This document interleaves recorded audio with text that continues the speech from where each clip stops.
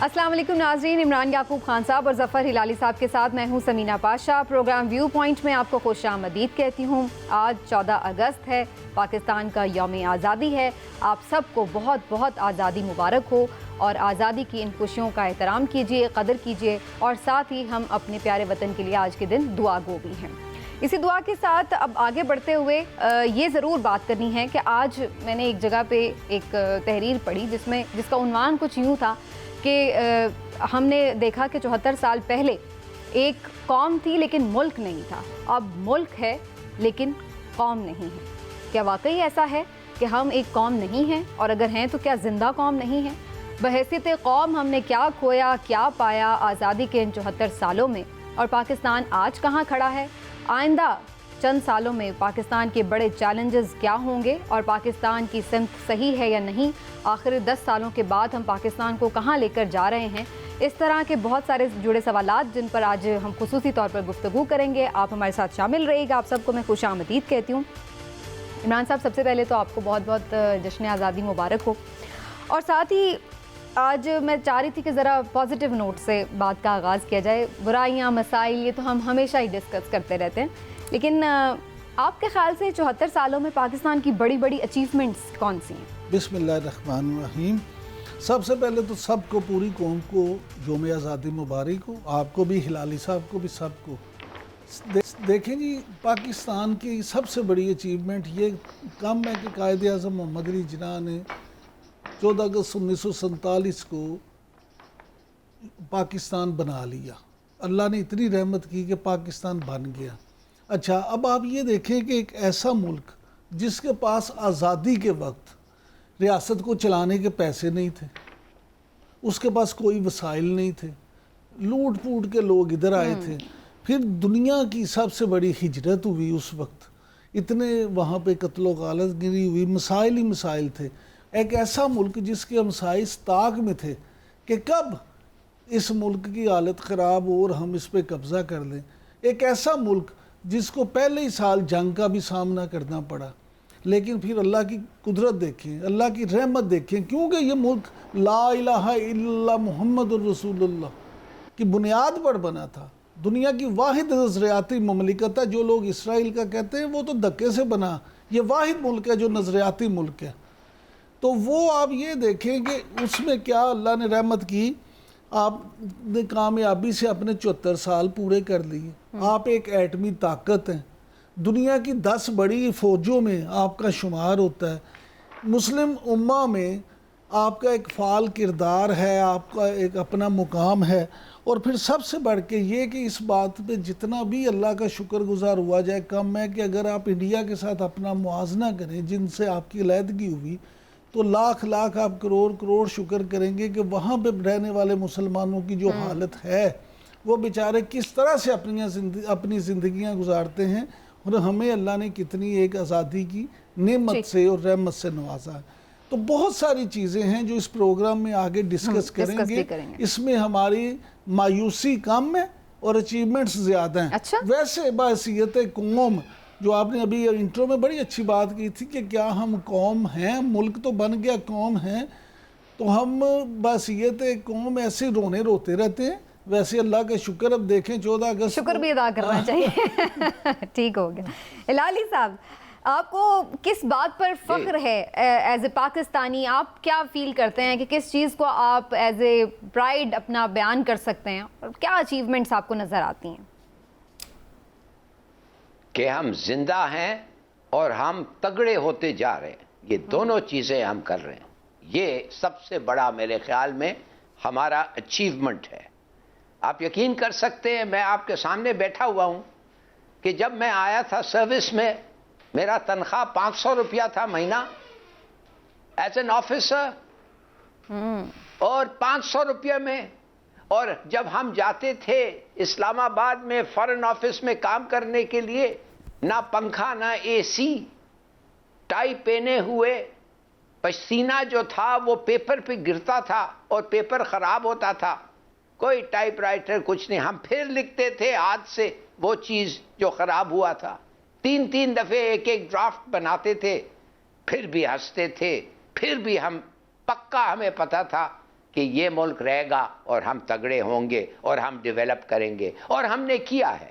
ہاں ٹھیک ہے, ان ایونلی کیا ہے, بہت سارے ہمارے لیپسز ہوئے ہیں, کافی پیچھے گیا ہے, مگر پھر بھی آگے ود ڈٹرمنیشن ہم واپس آئیں اور اب انشاءاللہ آگے بڑھیں گے.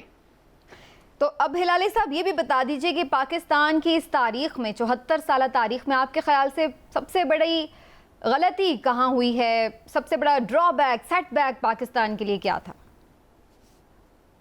نمبر 1 کہ ہم اپنے آپ کو کانسٹیٹیوشن نہیں دے سکے 10 سال کے اندر, اور نمبر 2 جوڈیشری اور جوڈیشل سسٹم کا بیڑا غرق کر دیا. یہ ہمارے بہت بڑے فیلیئرز تھے, اور ان فیلیئرز سے جو ملک بھی آدھا ہوا وہی ان فیلیئرز کے it's a product of those failures. مگر چلیے میں پھر کہتا ہوں ابھی بھی ہمارا وہ سسٹم نہیں ہے جو ہمیں چاہیے.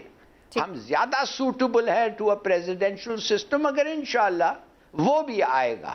اچھا, لیکن عمران صاحب آپ کا کیا خیال ہے, سب سے بڑی ہم نے تاریخی غلطی کون سی کی ہے, کون سی ایسی چیز ہے جو کہ ہم شاید نہ کرتے تو ہم آج بہتر پوزیشن میں ہوتے؟ میرے خیال میں جو ہماری پاکستان کی کیپیسٹی اور کیپیبلٹی تھی ہم شاید اتنا نہیں کر پائے ابھی تک, اور اس کی جو بنیادی وجہ ہے وہ کرپشن ہے. ہم نے اپنی خود احتسابی نہیں کی. ہم نے اس ملک میں جن اصولوں پہ یہ ملک بنا تھا, جس طرح میں نے پہلے کہا, جب ہم نے کلمے کی بنیاد پر, اسلام کی بنیاد پر یہ ملک بنایا تھا, ایمانداری کی بنیاد پر یہ ملک بنایا تھا, تو پھر ہم اس ایمانداری کو قائم نہیں رکھ سکے. اگر ہم اس ایمانداری کے ساتھ چلتے, اس ملک میں خیانت نہ ہوتی, تو آج ہم کہیں آگے ہوتے. لیکن پھر میں ہلالی صاحب کی بات کو آگے بڑھاؤں گا کہ ہمیں یہ امید کرنی چاہیے کہ ہم سے اگلی جو جنریشن ہے وہ انشاءاللہ تعالی اس میں مزید بہتری لائے گی, زیادہ ہم سے ایماندار ہوگی, زیادہ ہم سے آنیسٹ ہوگی, ہم سے زیادہ محنتی ہوگی, اور انشاءاللہ تعالی آپ دیکھیں گے کہ آنے والے دنوں میں پاکستان بہت تیزی سے ترقی کرے. اچھا, اس بات پہ تو آپ دونوں متفق ہیں کہ جو ہونا چاہیے تھا وہاں تک ہم نہیں پہنچے. اس کا قصوروار, اس کا ذمہ دار آپ حالات و واقعات کو سمجھتے ہیں, یا پھر ہمیں لیڈرشپ ایسی نہیں مل سکی؟ اگر لیڈرشپ کی ہم بات کریں تو ایسا لگتا ہے کہ ہر ہی جو ہمارا رہنما تھا قومی, ہم نے اس کو شاید متنازع بنا دیا. میں سمجھ رہی ہوں آپ کا سوال. سب سے پہلی بات تو یہ ہے کہ 100% اشرافیہ اس کی ذمہ دار ہے. اب اشرافیہ میں لیڈرشپ بھی ہے, ڈکٹیٹرز بھی ہیں, اسٹیبلشمنٹ بھی ہے, جاگیردار بھی ہیں, وڈیرے بھی ہیں. اور لیڈرشپ کب پیدا ہوتی ہے؟ لیڈرشپ ہوتی ہے پیدا سیاسی استحکام سے. ہم نے اس ملک میں اگر سیاسی استحکام نہیں رہنے دیا تو پھر لیڈرشپ بھی پیدا نہیں ہوگی. قائد اعظم کس سیاسی استحکام سے آئے تھے؟ وہ ایک لیڈر تھے جنہوں نے پورا ملک بنا کے دے دیا. نہیں تو وہی تو سیاسی استحکام تھا. آپ نے دیکھا نہیں, ایک اچھا لیڈر تھا جس نے پورے قوم کو سیاسی استحکام کے ذریعے اکٹھا کیا نا. اچھا ہے کہ آج وہ نہیں ہے. اگر آج وہ ہوتے تو شاید وہ بھی روتے ہماری حالت کو دیکھ کے کہ انہوں نے میرے ملک کے ساتھ کیا کیا. تو میں ذاتی طور پہ یہ سمجھتا ہوں کہ پاکستان میں سیاسی استحکام ہونا چاہیے. اس پروسیس, ڈیو پروسیس کے بعد ہی ایسی سیاسی لیڈرشپ ضرور ہوگی. اب دیکھیں بالکل ڈیولپ ہوگی. اور آپ دیکھیں آج اگر ہم ٹی وی شوز پہ بیٹھ کے کرپشن کو برا کہتے ہیں, اگر کرپشن کو برا سمجھا جاتا ہے, اگر 80 کی دہائی میں اس طرح سے سیاسی استحکام ہوتا تو شاید جو کرپشن سیاست میں سرایت کر گئی تھی وہ نہ کرتی, تو یہ حالات خراب ہی نہ ہوتے. صحیح. ویسے میں یہ سمجھتی ہوں اگر قائد اعظم کچھ اور دے رہتے تو شاید پھر پاکستان کے یہ حالات ہوتے ہی نہ, اور ہم شاید بہتر ڈائریکشن میں ہوتے. لیکن ہلالی صاحب, آپ کا کیا پوائنٹ آف ویو ہے کہ ہمیں کیا کوئی صحیح ڈھنگ کا بندہ ہی نہیں مل سکا؟ قائد اعظم کے بعد کوئی ایسا لیڈر ہی نہیں مل سکا جو بنا بنایا ملک تھا اس کو لے کے آگے چلانا تھا صرف, لیکن ہم نہیں, وہ ہمیں ہو ہی نہیں پایا. ایسا کیوں ہوا؟ اب میں کیا آپ کو کہہ سکتا ہوں وہ کیوں نہیں ہوا, مگر ہوا. قائد اعظم جو تھے اس کے بعد لیاقت صاحب جب ان کا اسیسنیشن ہو گیا تو کون رہ گیا تھا؟ آپ وہ چن چن کے لوگوں کا نام لیں. ناظم الدین was not a great leader. میں نے حالانکہ اچھا آدمی تھا, ایماندار آدمی تھا, اور اس نے پیسے ویسے کچھ نہیں بنائے, مگر وہ فلیئر of leadership, dynamism, authority, charisma وہ نہیں تھا اس کے پاس، چندریگر کے پاس بالکل نہیں تھا، غلام محمد وہ انٹریگر تھا، اور میں Iskander Mirza also the same. تو یس وی ہیو ہیڈ، ہمارے جو لوگ تھے I am sorry they were not up to the mark. اور پھر آستے آستے نیپوٹزم، ایڈمنسٹریشن میں نیپوٹزم آ گئی، اور جب ایک ہی ادارہ ہے جو نیپوٹزم سے بچ گیا تھا، اور وہ ہے تھا وہ ہے اور تھا بھی ہے فوج، مگر اس پہ بھی کوشش کی گئی تھی. وہ جو ضیاء الدین کو نواز شریف نے بتایا تھا مشرف کو ہوائی جہاز سے نکال کے، شکر ہے وہ نہیں چلا، نہیں تو that was a clear case of nepotism also. تو کہنے کی بات یہ ہے، اب ججز، آپ کبھی سمینہ یقین کر سکتے ہیں کہ غوث علی شاہ صاحب چیف جسٹس تھے، چیف منسٹر بنے، پھر واپس چلے گئے چیف جسٹس بننے. بھائی ہاؤ کین اٹ بی کہ ایک جج کو آپ نکال کے پالیٹکس میں لاتے ہیں اور واپس اس کو بات کہتے ہیں وہ تمہارے دشمن جو تمہارے خلاف ووٹ کیا تھا، جو تمہارے خلاف سپیچ کیا تھا، اس کے مسئلے پہ بیٹھ کے انصاف کرو. کانفلکٹ آف لاز نہیں ہے. آف کورس یہ کیسے ہوتا سکتا تھا، یہ کیسے ہو سکتا ہے؟ معاف کریے اگر مجھے کہنا پڑتا ہے کہ ایک چیف جسٹس ایک ہسپتال جاتا ہے، 2 بوتل دیکھتا ہے جس میں جتنے لوگ اس کے ساتھ تھے دیکھ رہے ہیں کہ اس میں شراب تھا، اور جب وہ ٹیسٹ کے لیے بھیجا جاتا ہے تو شہد نکل آتا ہے اور آلیو آئل نکل آتا ہے. یہ کیسے ہو سکتا ہے کہ ایک آدمی کا پلیٹلیٹس 20,000 سے 2,000 یا کیا خدا جانے کیا کیا ہو رہا ہے. ہلالی صاحب یہ سب what I'm trying to say is انہوں نے چھپانے کی کوشش بھی نہیں کی. یہ کیوں ہوا؟ گزارش یہی ہے ہلالی صاحب، پھر وہی بات کہ کرپشن نے اس ملک کو دیمک کی طرح چاٹا. یہ ساری چیزیں اسی لیے تھی کہ اگر کرپشن نہ ہوتی تو ججز صحیح فیصلہ کرتے، اگر کرپشن نہ ہوتی سیاستدان صحیح فیصلہ کرتے. مجھے آپ یہ بتائیں کہ اگر آپ کے والد آپ کو یہ کہہ سکتے تھے کہ میں نے اپنی زندگی میں سب سے اچھا کام یہ کیا کہ میں نے اپنے 28 گھر، اپنے 28 مکان وہاں چھوڑ دیے اور میں پاکستان میں آ گیا، تو دیکھیں انہوں نے کیا فیصلہ، اس وقت کیا سوچ کے یہ فیصلہ کیا ہوگا ان کے لیے. اور اگر قائد اعظم محمد علی جناح جو بانی ہیں ہمارے، وہ اگر یہ کہیں کہ میری جیب میں کھوٹے سکے ہیں، تو انہیں اندازہ ہو گیا تھا کہ ان کے بعد کون سی لیڈرشپ ہے. تو گزارش صرف اتنی ہے کہ اگر سیاسی استحکام رہتا تو لیڈرشپ ریفائن ہو جاتی، کرپشن ختم ہو جاتی، کرپشن پھیلتی نہ. میں اب بھی یہ سمجھتا ہوں کہ وزیر اعظم عمران خان کو اگر کسی چیز نے وزیر اعظم بنایا تو وہ ان کا یہی نعرہ تھا کہ میں کرپشن ختم کر دوں گا. اب یہ موقع ہے ان کے لیے کہ 75 سال میں بھی آتی ہوں کہ آگے وہ کیا کرتے ہیں. صحیح کہہ رہے ہیں آپ. نہیں مجھے کہنے دیں ایک بات، آپ بالکل صحیح کہہ رہے ہیں، مگر آج کی بات کریں. آج جو فیصلہ یہ ہوا ہے، آج کا فیصلہ یہ ہوا ہے کہ 2 ادارے، چیئرمین نیب اور الیکشن کمیشن کا چیئرمین کون اپوائنٹ کرے گا؟ لیڈر آف دا ہاؤس اور لیڈر آف دی اپوزیشن. ارے بھائی خدا کے بندے بنو، لیڈر آف دی اپوزیشن کے خلاف چارجز ہیں نیب میں. جو نیب چیئرمین اگر وہ اپوائنٹ کرے گا تو وہ کیا کہیں گے لوگ؟ اگر اس کے خلاف جاتا ہے وہ کہیں گے لک ایٹ دس مین، اور اگر ساتھ کرتا ہے وہ کہیں گے اس نے تو اپوائنٹ کروایا ہے اس کو، اس لیے یہ اس کے ساتھ ہے. مجھے سمجھ نہیں آ رہی ہے کہ یہ بنیادی اسٹرکچرل پرابلمز ہیں سسٹم کے. لیکن عمران صاحب اس میں ایک چیز، اب میں تھوڑا ایک سوال بھی ایڈ کر دوں. جو ہلالی صاحب نے جتنی چیزوں کی نشاندہی کی ہے وہ وہی باتیں ہیں جو ہم کنٹینیوسلی جس پہ بات کرتے ہیں کہ ہمارا سسٹم روٹس تک اتنا خراب ہو گیا ہے اور کر دیا گیا ہے، تو اس کی ہمیں یہ فلاز نظر آ رہے ہیں. اب پرابلم وہی ہے کہ یہ سسٹم کیا کسی ریولوشن سے ٹھیک کیا جائے، کوئی انقلاب آئے گا، یا پھر یہ ایک ایوولوشنری پروسیس ہے کہ آہستہ آہستہ یہ چیزیں ٹھیک ہوں گی؟ میرے نزدیک آہستہ آہستہ یہ چیزیں ٹھیک ہونا شروع ہو گئی ہیں. اچھا، ہاں جی، ٹھیک ہونا شروع اس طرح سے ہو گئی ہیں کہ دیکھیں جب کوئی بھی چیز اپنے پورے نقطہ عروج پہ پہنچ جاتی ہے نا تو اس کے بعد وہ زوال کی طرف جاتی ہے، اور کوئی چیز بالکل اگر زوال میں چلی جاتی ہے تو پھر اس کا اٹھان شروع ہو جاتی ہے.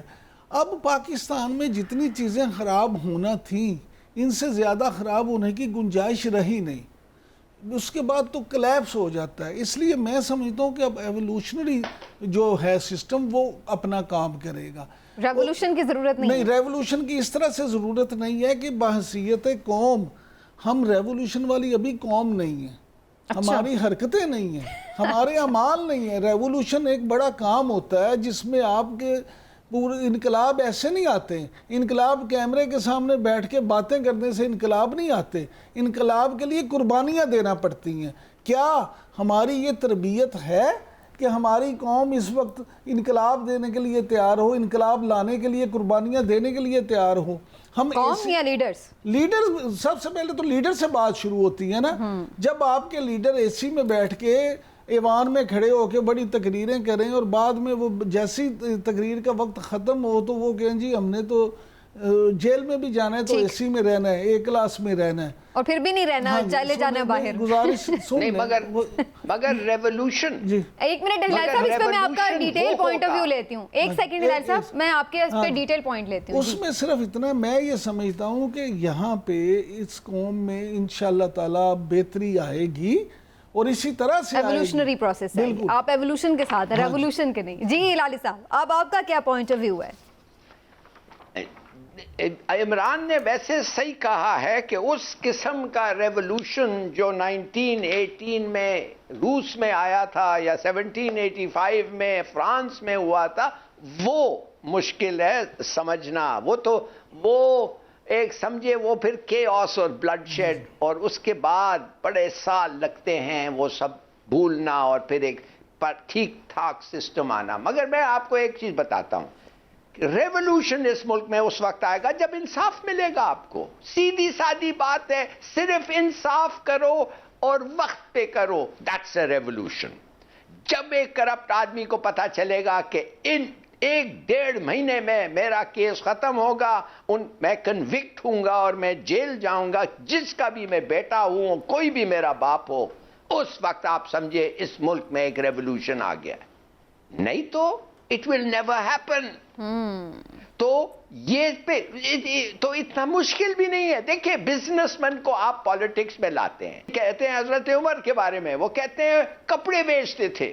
جب انہوں نے خلیف بنے، پتہ نہیں کتنے کپڑے، کتنا بڑا تھا ان کا بزنس. انہوں نے کہا میں بزنس اور ایڈمنسٹریشن نہیں کر سکتا. I can't lead the people. اگر میں بزنس کر رہا ہوں، چھوڑ دیا، ختم کر دیا. صحیح. تو کہنے کی بات یہ ہے کہ بھائی کوئی کانفلکٹ آف انٹرسٹ ادھر تو کچھ نہیں ہے. وہ بزنس میں پرائم منسٹر بن جاتا ہے، بیٹے کو دے دیتا ہے اور ہر آدمی کو کہتا ہے اس کو جا کے کانٹریکٹ دو. اتنا مشکل نہیں ہے. یہ دیکھیے ہندوستان میں بڑا مشکل ہے نا، وہ کاسٹ سسٹم ہے ان کا. آپ اگر رچ ہیں، اگر آپ امیر ہیں تو آپ رہتے ہیں امیر، آپ غریب ہیں، شودرا ہی رہتے ہیں. ہمارے وہاں نہیں ہے. ہمارا سسٹم ڈائنامک ہے. ہمارا لا آف انہیریٹنس اسی لیے بنا گیا ہے کہ کوئی آدمی ہر چیز اکٹھا نہ کر سکے. فیملیز میں بھی جتنی بھی وہ کوشش کریں، تو آپ کو لگتا ہے کہ انصاف پہ وہ سارا معاملہ رکا ہے؟ اگر انصاف ٹھیک ہو جائے تو پھر آگے چیزیں بہتری کی طرف، سسٹم بھی بہتری کی طرف جا سکتا ہے. اس پہ مجھے آج بڑا اچھا میں نے کسی کو کہتے سنا، وہ میں سنا کے پھر بریک کی طرف بھی جاتی ہوں، کہ دو قومی نظریے پہ یہ بہت تھا، اور وہ دو قومی نظریہ ابھی بھی ہے. ایک ہماری رچ قوم ہے اور ایک ہماری غریب قوم ہے. تو یہ ڈفرینس جو ہے ہمیں یہ ابھی بھی نظر آ رہا ہے. اس ڈفرینس کو ہمیں ختم کرنا ہے. کیسے ختم کرنا ہوگا آگے چل کے پروگرام اس پر بات کرتے ہیں. ایک چھوٹا سا بریک لیتے ہیں ناظرین، واپس آتے ہیں بریک کے بعد.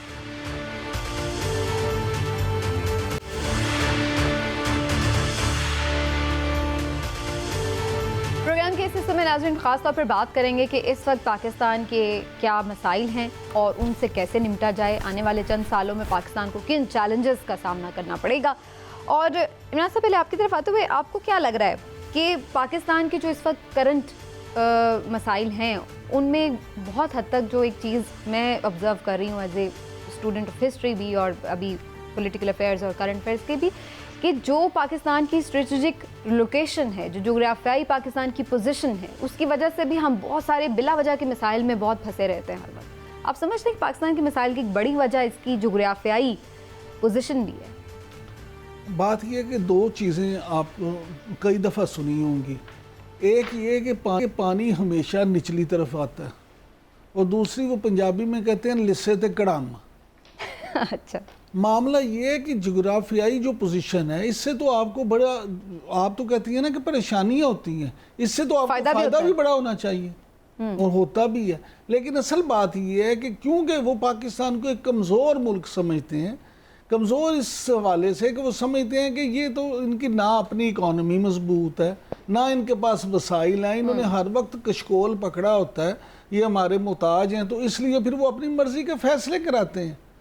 لہٰذا میں آپ سے پھر یہ کہوں گا کہ آج کے اس پروگرام میں ہم نے باتیں کر دی ہیں ساری کہ ہم نے ٹھیک کس طرح سے ہونا ہے, اچھا ملک پاکستان. ظاہر اب ہم اگر اسی وجہ سے مشکل میں ہیں بھی کہ ایک طرف بھارت ہمارے اوپر ہر وقت ہے, سیکیورٹی چیلنجز ہمیں رہتے ہیں, افغانستان کی سچویشن ہے, تو اب ہم کہیں موو تو کر نہیں سکتے, موو نہیں کر سکتے, ہم نے یہی ان کے ساتھ ہی رہنا ہے. چین بھی تو ہمارے ساتھ ہے نا, اب روس کو بھی ہماری قدر ہو گئی ہے, اسے بھی پتا ہے کہ اس کے بغیر کام نہیں چلے گا.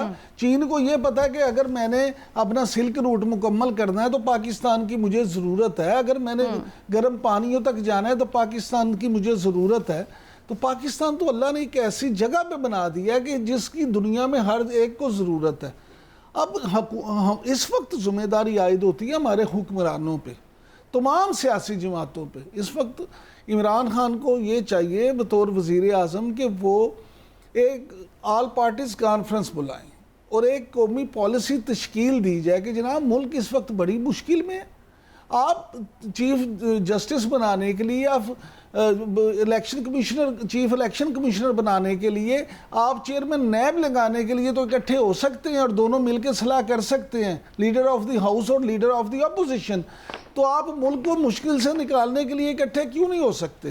آپ ایک مساق ترقی جو ہے وہ بنائیں, ایک آپ طے کریں کہ جناب ہم نے اس ملک کو ترقی کی طرف لے کے جانا ہے اور اس کے لیے ہم نے یہ اقدامات کرنے ہیں.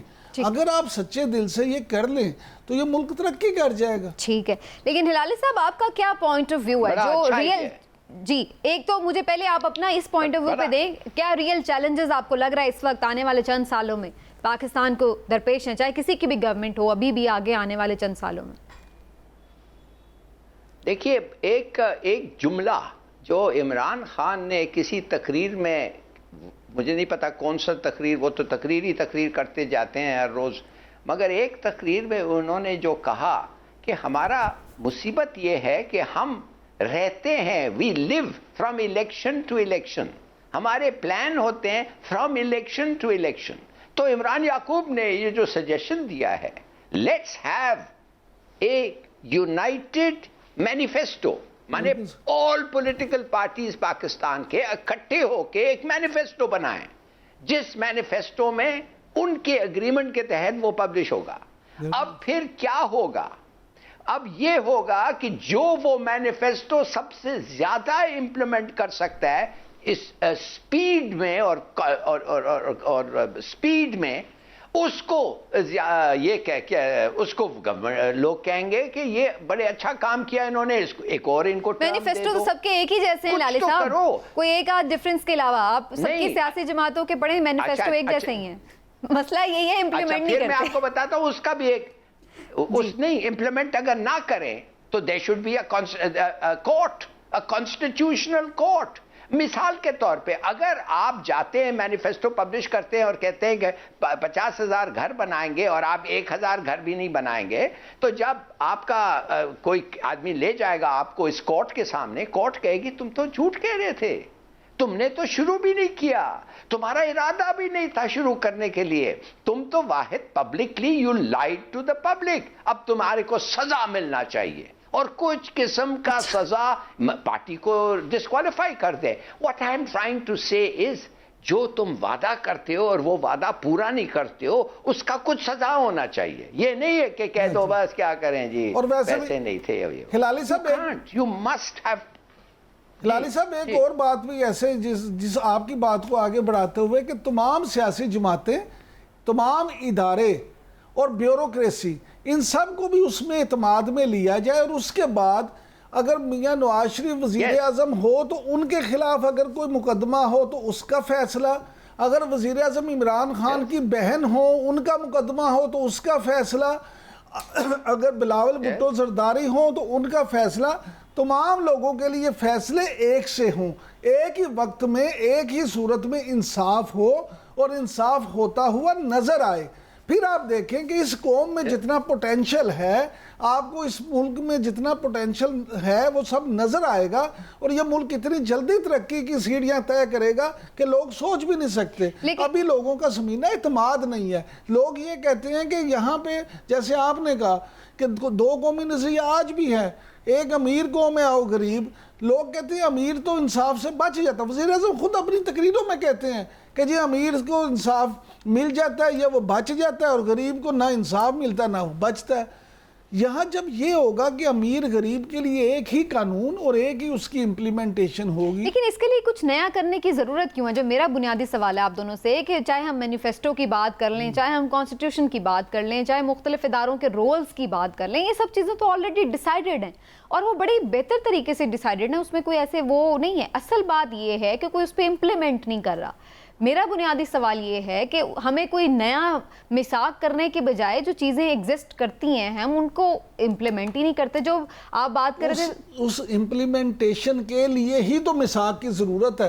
یہ جو 1.5 انچ کی مسجد بنائی ہوئی ہے نا، یہ جو ایک انا کی مسجد ہے کہ عمران خان ہوں میں، عمران خان میں نواز شریف سے بات کروں، اور وہ میں نواز شریف ہوں میں شہباز شریف کو اختیار دے دوں، میں بلاول بھٹو زرداری ہوں میں ان سے بات کروں. اور یہ چیزیں آپ کو انا ختم کرنی پڑے گی، ایک دوسرے کو سپیس دینا ہوگی. ہلالی صاحب کیا یہ صرف انا کی بات ہے؟ وہ تو اس بات پہ کنونسڈ ہیں کہ یہ لوگ تو وہ ہیں جن کی وجہ سے ملک آج اس حالت میں ہے، تو وہ ان سے بات کیوں کریں گے؟ اگر وہ کچھ کر سکتے ہوتے تو اتنی بار اقتدار ملا، کیوں نہیں اس وقت کر دیا سسٹم صحیح؟ تو عمران خان صاحب نواز شریف سے بات کیسے کریں، کیوں کریں ان کے پوائنٹ آف ویو سے؟ میں اپنا پوائنٹ آف ویو دے رہی. دیکھیے مگر اگر عمران خان اور نواز شریف دونوں کو پتا ہوتا کہ اگر ہم نہ کریں جو ہم نے وعدہ کیا تھا ہمیں سزا ملے گا، not only from the court of public opinion, مگر ایک عدالت سے، ایک کانسٹیٹیوشنل کورٹ سے، ایک کچھ مونوپولیز کمیشن سے، ایک کوئی اور کمیشن جو بنا ہوا ہے جس میں جو انیکوالٹیز کو ختم کرنے کے لیے، مثال کے طور پہ سیدھی بات ہے، ایک امیر آدمی اس کے گھر کے نزدیک ایک سکول ہے، اس کا فرض بننا چاہیے کہ اس کے بچوں کو وہ سکول میں جائیں، اور اگر وہ سکول میں نہیں گئے تو پوچھیں گے کیوں؟ وہ کہے گا ٹیچرز اچھے نہیں ہیں. بھائی کیا کیا آپ نے، گورنمنٹ نے کیا کیا to improve the lot of the teachers? Nothing. دیکھیے جب تک آپ خود، میں کہتا ہوں ایک پورا جنریشن شاید پاکستان کو سیکریفائز کرنا پڑے، اس لیے کہ جدھر میں رہتا ہوں جو گورنمنٹ سکول ہے ادھر تو ہے ہی نہیں، وہ ٹیچرز بھی نہیں آتے، پرنسپل ٹیکسی چلاتا ہے، آدھا تنخواہ وہ لیتا ہے وہ آدمی جو اٹینڈنس مارک کرنے آتا ہے. آپ کو پتہ ہے کہ کیا حالت ہے ادھر سندھ میں؟ تو کہنے کی بات ہے یہ ٹھیک کبھی نہیں ہوگا جب تک وہ امیر آدمی، جب تک وہ پاورفل آدمی اس کو یہ نہیں پتا ہو کہ میرے سے زیادہ کوئی ایک ادارہ ہے. تو آپ کا بنیادی جو مجھے ساری ڈسکشن میں پوائنٹ نظر آ رہا ہے وہ یہی ہے کہ اکاؤنٹیبلٹی اور جو انصاف کا جو قانون کا جو سسٹم ہے وہ اسٹرانگ ہونا ضروری ہے اس سلسلے میں. لیکن عمران صاحب ایسا لگتا ہے کہ یہ تو ہماری کبھی پرائرٹیز ہی پھر اس لحاظ سے ٹھیک نہیں رہی، کیونکہ جو بنیادی چیزیں ہیں دیکھیں قائد اعظم نے تو ویژن یہی دیا تھا نا، اسلامی فلاحی مملکت. اب نہ ہی تو وہ اسلامی پوائنٹ آف ویو سے بات ہوتی ہے تو لوگ چاہتے ہیں کہ شاید نہیں جی، اپنے ترجمے ہوتے ہیں کہ نہیں جی قائد اعظم تو خود یہ نہیں چاہتے تھے، وہ تو خود بڑے لبرل تھے، اور یہ چیزیں آ جاتی ہیں بیچ میں. فلاحی تو فلاحت کا حال تو آپ نے دیکھ ہی لیا ہے کہ کیا صورتحال ہے. تو ایسے لگتا ہے کہ ہم تو ابھی اپنی منزل کے بارے میں تعین نہیں کر سکے، اسی پہ ہمارا کوئی اتفاق نہیں ہے، تو پھر ہم اس کی طرف جائیں گے کیسے؟ دیکھیں سب سے پہلی بات تو یہ کہ جتنا لبرل دین اسلام ہے، اسلام دین فطرت ہے. اگر آپ مادر پیدر آزادی کو لبرلزم کہتے ہیں تو وہ کہیں بھی لبرلزم نہیں ہے. اسلام میں جتنے حقوق خواتین کو دیے گئے ہیں، بچوں کو دیے گئے ہیں، یتیم کو، ماں باپ کو، آپ مجھے کوئی ایسے بتا دیں کردار اپنی زندگی کا جس کے اسلام میں اصول وضع نہیں کر دیے گئے، جس میں کوئی کمی ہو گئی ہو. اس کے بعد آ جاتے ہیں آپ کی دوسری بات کی طرف کہ جناب فلاح، تو فلاح اگر آپ دیکھیں ریاست مدینہ میں کیا تھا، حضرت عمر فاروق رضی اللہ تعالیٰ عنہ کے دور میں ایک ایسا وقت آ گیا تھا کہ زکوٰۃ دینے والے ڈھونڈتے تھے لیکن زکوٰۃ لینے والا کوئی بندہ نہیں تھا. تو وہ تھی فلاحی ریاست. اس لیے اسلام میں تو یہ ساری چیزیں ہیں. مطلب یہ ہے، مقصد یہ ہے کہ اس کی امپلیمنٹیشن ہو پوری اس کی ایک 100% ٹرو سپرٹ کے ساتھ. اگر آپ قانون کی جو بات ابھی ہلالی صاحب کر رہے تھے، قانون کی بالادستی ہوگی جب مجھے یہ پتا ہوگا کہ اگر میں چوری کروں گا تو میرا ہاتھ کٹ جائے گا. نبی کریم صلی اللہ علیہ وسلم کو جب سفارش کی گئی ایک خاتون کے بارے میں تو انہوں نے کیا فرمایا؟ انہوں نے فرمایا کہ خدا کی قسم اگر محمد صلی اللہ علیہ وسلم کی بیٹی فاطمہ بھی یہ جرم کرتی تو میں ان کے بھی ہاتھ کاٹنے کا حکم دے دیتا. مفہوم یہ ہے حدیث کا، اللہ معاف کرے اگر کوئی لفظ اوپر نیچے ہو جائے. مقصد یہ ہے کہ وہاں سب کے لیے یہ پتہ تھا، اسی لیے وہاں قانون کی بالادستی ہو گئی تھی. عدل پہ ہی تو کھڑا تھا وہ سارا نظام. تو آپ آج یہاں عدل کر دیں صرف، تو یہاں آپ کی 90% باتیں اپنے آپ ٹھیک ہو جائیں گی، کیونکہ جب پتہ ہوگا ہر بندے کو کہ مجھے جو میں نے کیا مجھے اکاؤنٹیبلٹی والا پوائنٹ آف ویو. ہلال صاحب کچھ ایڈ کرنا چاہ رہے ہیں، پھر میں بریک کی طرف جاتی ہوں. جی ہلال صاحب. مجھے پتہ نہیں یہ میں صحیح کہہ رہا ہوں کہ غلط کہہ رہا ہوں، اور اس کا کہنا کوئی جواب ہے، مگر آپ یقین کریں کہ آج میں ایک روٹ کنال کرنے کے گیا تھا ایک ڈینٹسٹ کے پاس، اور میں نے اس روٹ کنال جو آدھا گھنٹہ لگا اس کو 40 منٹ، وہ مجھ سے 26,000 روپیہ لیا. میرا ڈرائیور جو ہے وہ روٹ کنال گیا تھا اور اللہ کے فضل سے وہ 3,000 روپیے میں کر لایا. اب میں یہ جاننا چاہتا ہوں کہ چلیے میں نے اس کو پورے پیسے دیے اور مجھے پتا تھا کہ وہ مہنگا ہے، مگر آئی کوڈ افورڈ اٹ، میں کر سکا. مگر میں یہ جاننا چاہتا ہوں کہ جب اس کی کمائی اور میری کمائی کیلکولیٹ ہوتی ہے for the purposes of tax, ہمارے سے زیادہ کیوں نہیں لیا جاتا ہے؟ بہت زیادہ. اس لیے کہ ہم نے 10 گنا زیادہ یا 11 گنا زیادہ دے سکتے ہیں، مگر وہ ہمارے سے ہم ٹیکس فائلرز بھی نہیں ہیں. مانے گورنمنٹ سرونٹ تو ہے اور ریٹائر، مگر زیادہ تر ٹیکس فائلرز بھی نہیں ہے، مگر ہمیں کچھ نہیں ہوتا. دیکھیے میں سمجھتا ہوں یہ کوئی بڑی بات نہیں ہے، یہ جان بوجھ کے ہو رہا ہے. یہ اس لیے ہو رہا ہے کہ امیر اس ملک کو گلے سے پکڑے ہوئے ہیں اور وہ ٹیکس نہیں دینا چاہتے. I don't believe there is anything else to it.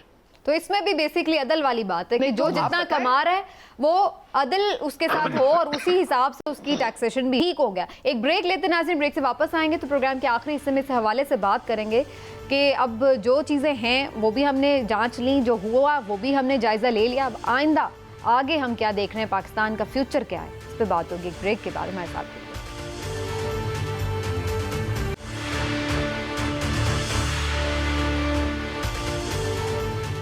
Welcome back ناظرین. کوشش ہم کر رہے ہیں کہ پاکستان کے 74 سالوں کا احاطہ کرنے کے بعد جو آئندہ کا کچھ معاملہ ہے اس پہ بھی نظر ڈالی جا سکے.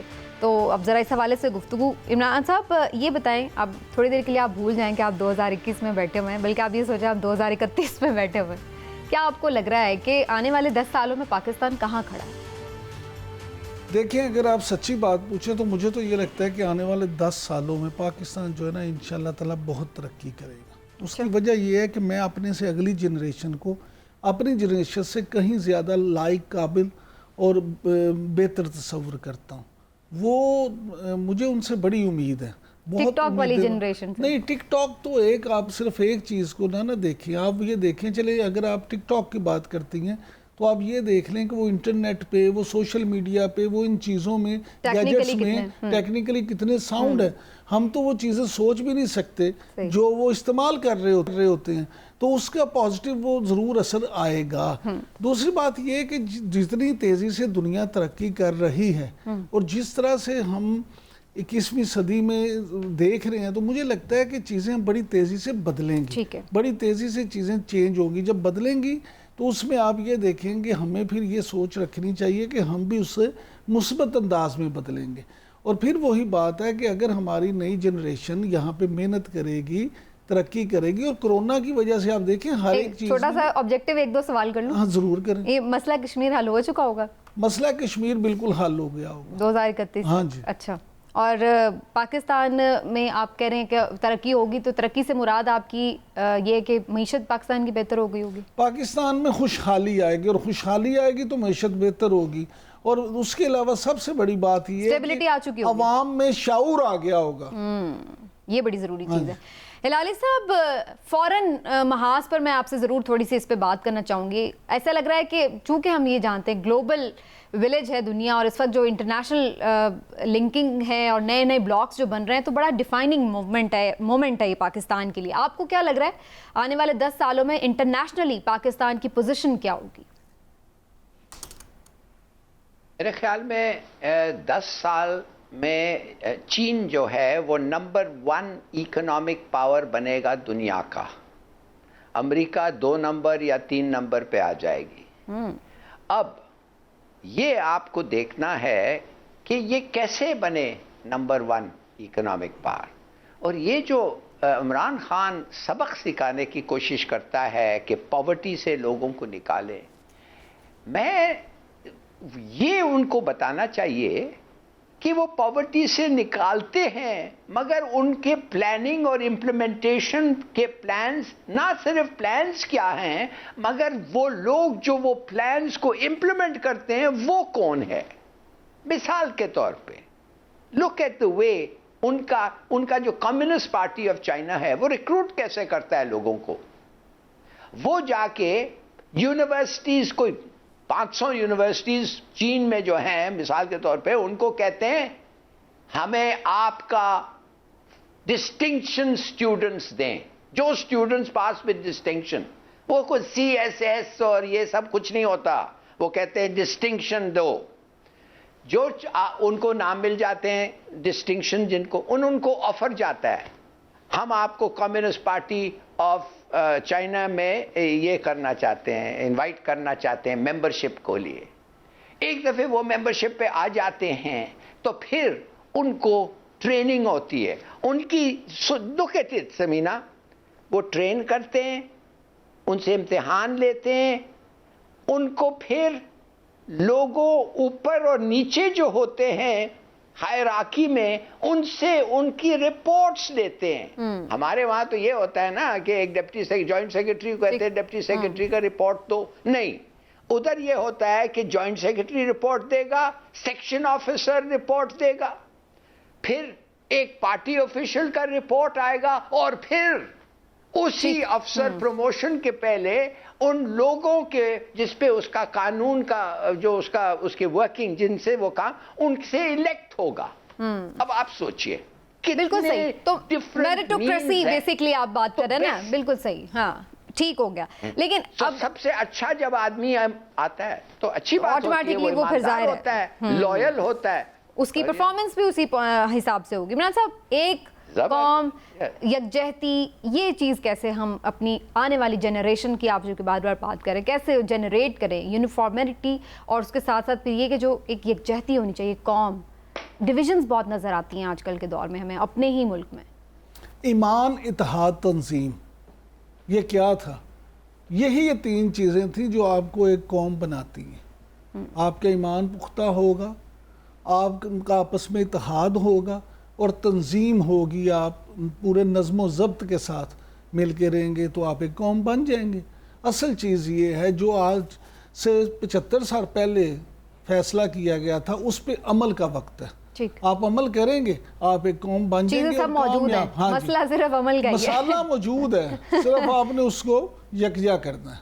ہلالی صاحب اتنی ڈویژنز ہیں کیوں ہیں؟ کبھی کوئی نسلی تعصب پہ ڈویژن ہے, صوبائی تعصب پہ ڈویژن ہے, مسلک کے اوپر ڈویژنز ہیں, تو ایسا لگتا ہے کہ ہم بڑے بٹے ہوئے ہیں, اور شاید یہ بھی ایک ہمارے لیے چیلنج ہے کیسے اکٹھے ہوں, کیا چیز یونائٹ کر سکتی ہے ہمیں؟ جو ہیں وہ نہ صرف امیر اور غریب کے ڈویژنز ہیں مگر وہ ایتھنک ڈویژنز ہیں, ٹرائبل ڈویژنز ہیں, ریلیجس ڈویژنز ہیں, مگر یہ ہوتے ہیں سب ملک میں.